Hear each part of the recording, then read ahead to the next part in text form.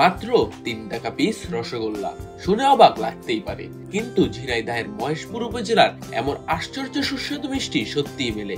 স্বাভাবিকের তুলনায় একটু ছোট হলেও স্বাদের দিক দিয়ে বড় বড় দোকানের মিষ্টিকেও হার মানায় এই রসগোল্লা। মুখে দিলেই গলে যায়, পুরোপুরি খাঁটি ছানার তৈরি, দুধের প্রাকৃতিক স্বাদে ভরপুর।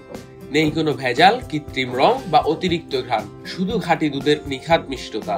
এই মিষ্টি তৈরি করেন মহেশপুর উপজেলার শিবনন্দপুর গ্রামের সুবাল ঘোষ।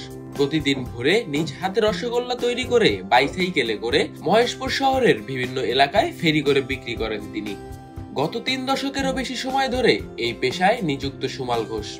ছানা কাটি, নিজে দুধ তুলি, সবকিছু নিজে তৈরি করি। দেখা যায় আমার পর্তা বেশি, আর দোকানে দেখা যায় আপনার তাদের কর্মচারী বিল, কারেন্ট বিল, ঘর ভাড়া, বিভিন্ন তাল ভাওনা, দেখা যায় তাদের একটু কম দামে তারা বিক্রি করতে পারে না। আমি দেখা যায় সবকিছু নিজে করি বলে কম দামে বিক্রি করতে পারি।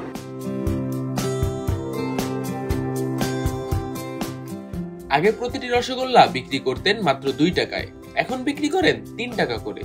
দাম সামান্য বেড়েছে বটে, কিন্তু স্বাদের মান কমেনি বলেই বেড়েছে চাহিদা। আগে বিক্রি করতাম 2 টাকা, এখন মাল ডালের দাম বেশি বলে এখন বেশি 3 টাকা। 36 বছর ব্যবসার বয়স আমার, না কোনো ভেজাল নেই, সেটা আপনারা দেখলেন।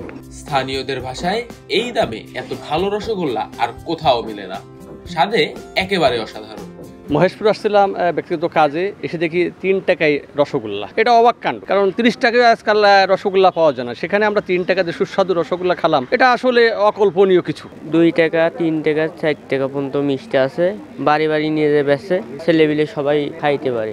পাউডারের মিষ্টি হলে তো বোঝা যাবে ওর ভিতরে চাপলা থাকবে, কিন্তু মিষ্টিটা ছানার মিষ্টি, ওনারা নিজেরা ঘোষ নিজেরাই গড়া। প্রতিদিন সকাল থেকে সন্ধ্যা পর্যন্ত সুমাল ঘোষ বিক্রি করেন প্রায় 1000 পিস রসগোল্লা। সেখান থেকে যা আয় হয় তা দিয়ে চলে তার পরিবারের জীবিকা। তবুও চোখে মুখে নেই ক্লান্তি, বরং হাসি মুখে কাজ করে যাচ্ছেন তিনি, একনিষ্ঠতা আর সততার দৃষ্টান্ত হয়ে।